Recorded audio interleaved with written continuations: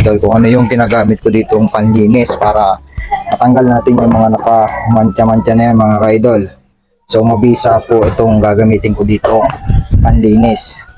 So yan, ayan po yung gagawin natin. Lilinis na po natin ang makina na to. Ay binaba po natin ito mga ka-idol kasi nag-repaint po tayo ng swing arm at saka yung chassis nito. Kaya share po.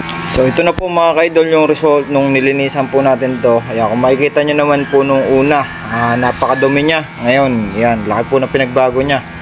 So isa lang po yung ginamit natin ditong panlinis. Napaka-effective po mga ka-idol. Abangan nyo po yung full video ko nito mga ka-idol. I-upload ko po yung full video nito kung paano ko nalinis siya na maayos mga ka-idol. At napakadali niyang tanggalin yung mga mancha niya at saka yung mga gragrasa mga ka-idol.